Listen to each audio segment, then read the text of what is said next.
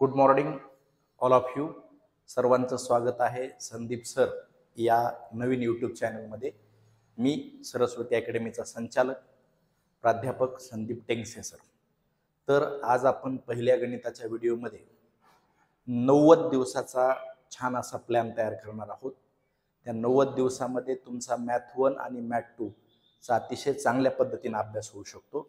आपल्याला मॅथ 1 आणि math 2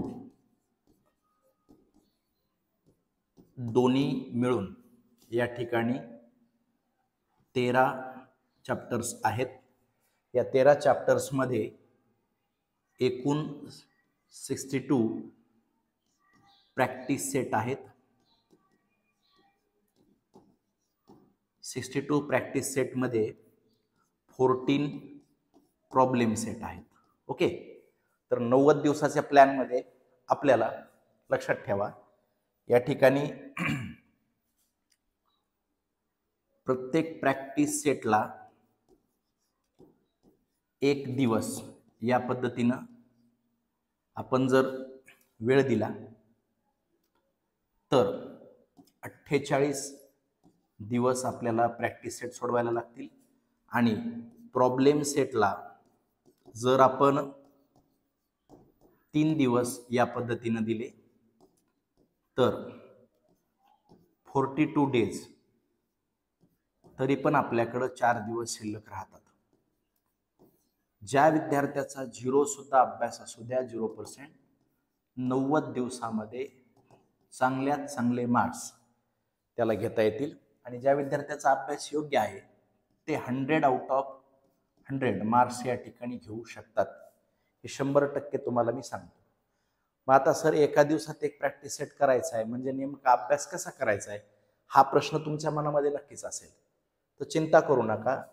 just एक एक्झाम्पल म्हणून तुम्हाला या ठिकाणी मी उदाहरण सांगतो.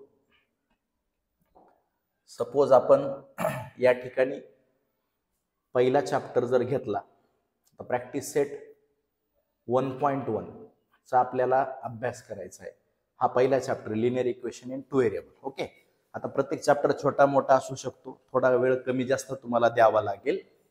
त्यासाठी समजा लिनियर, आता सगळ्यात महत्त्वाचे पॉईंट सुद्धा तुम्ही त्या ठिकाणी लक्षात घ्यायचे. इथं तुम्हाला प्रश्न जास्तीत जास्त विचारला जाऊ शकतो, तो म्हणजे MCQ साठी किंवा एका मार्कसाठी. त्यासाठी तुम्हाला हे लिनियर इक्वेशन इन 2 व्हेरिएबल चा जनरल फॉर्म माहीत असणं गरजेचं आहे. यामध्ये ही ऍक्टिव्हिटी महत्त्वाची आहे, कुठला लिनियर इक्वेशन आहे नाही ही ऍक्टिव्हिटी त्यासोबत करणं गरजेचं आहे.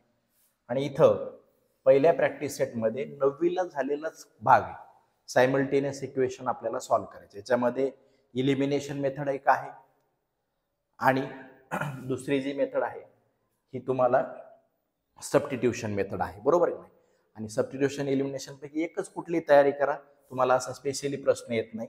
आता सॉलिड एक्झाम्पल मध्ये तुम्ही पाहून घ्या, फक्त ऍक्टिव्हिटी सगळ्या करा. आता ही ऍक्टिव्हिटी एक्झाम्पल 2 मधली तुम्हाला करणं गरजेची आहे. ही ऍक्टिव्हिटी करून घ्यायची आहे, बरोबर. ही ऍक्टिव्हिटी करायची. त्यामध्ये आता प्रॅक्टिस सेट आल्याच्या नंतर ही पण ऍक्टिव्हिटी करून घ्या. ओके, आणि सगळेच प्रश्न करण्याची गरज नाही. याच्यामध्ये थोडासा वेगळा वाटणारा हा प्रश्न, वेगळा वाटणारा जो हा प्रश्न आहे 6वा, तो प्रश्न तुम्हाला त्या ठिकाणी करून घ्यायचा आहे. 6वा प्रश्न वेगळं म्हणजे काहीच नाही, याच्यामध्ये ॲज इट इज सोडवलं तरी चालेल, किंवा दोन्ही इक्वेशन मध्ये मल्टिप्लाय बाय बोथ साइड्स 3 ने केलं तरी तर 3 कॅन्सल होतील, 4 मल्टिप्लाइड केलं 4 कॅन्सल होतील. थोडासा वेगळा वाटतो, विद्यार्थ्याच्या मनात असतो. हा प्रॉब्लेम सॉल्व्ह करून घ्या. या दोन्हीपैकी एक प्रॉब्लेम सॉल्व्ह करा आणि बाकीच्या प्रश्नापैकी एक. म्हणजे मोजून अर्धा तास तुम्हाला या ठिकाणी प्रॅक्टिस सेटला लागेल.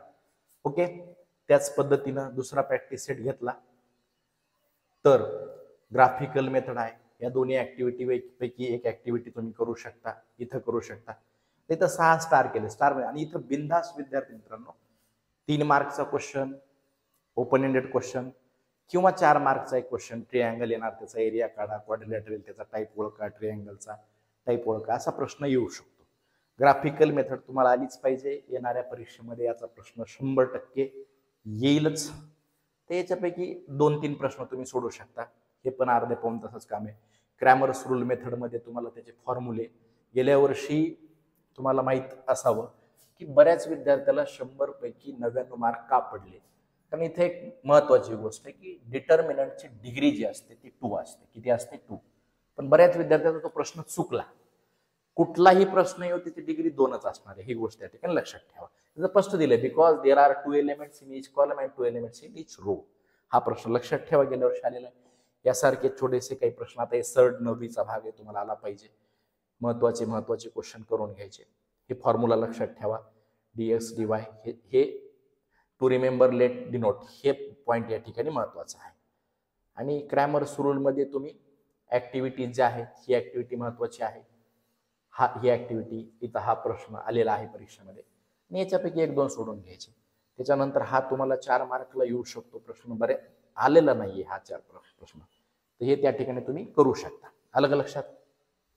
ऍप्लिकेशनमध्ये तुम्हाला हॉट क्वेश्चन म्हणजे असं वेगळं काही नाहीये, त्याच्यामध्ये असं वेगळं काही तुम्हाला हे करण्याची आवश्यकता नाही. आपल्या पुस्तकामध्येच चॅलेंजिंग क्वेश्चन आहे. जसा हा प्रश्न तिसरा 100% चॅलेंजिंग क्वेश्चन आहे, करूनच टाका. त्याच्यानंतर हा क्वेश्चन 100% चॅलेंजिंग क्वेश्चन तुम्हाला अपेक्षित मध्ये पाहायला मिळेल, मागच्या प्रश्नपत्रिकेमध्ये पाहायला मिळेल. त्याच्यानंतर MCQ पूर्ण करायचे.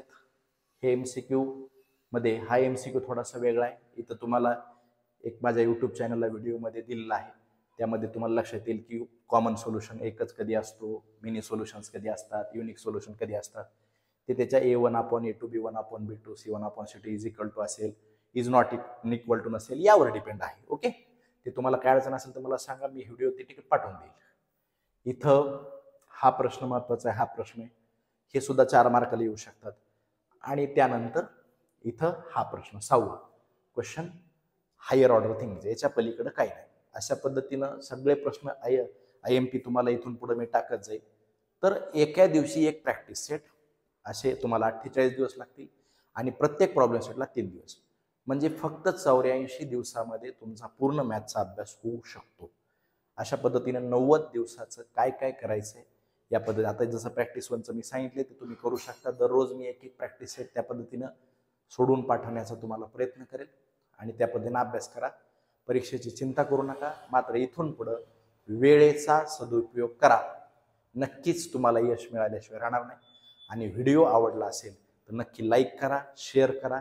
जे गरजूवंत विद्यार्थी आहेत त्यांच्यापर्यंत पोहोचवा. जरी मी सेमीमधून शिकवत असेल तरी दोन्ही लँग्वेजमधून सोप्या भाषेत सांगण्याचा प्रयत्न तुम्हाला त्या ठिकाणी करणार आहे, ही गोष्ट त्या ठिकाणी लक्षात ठेवा.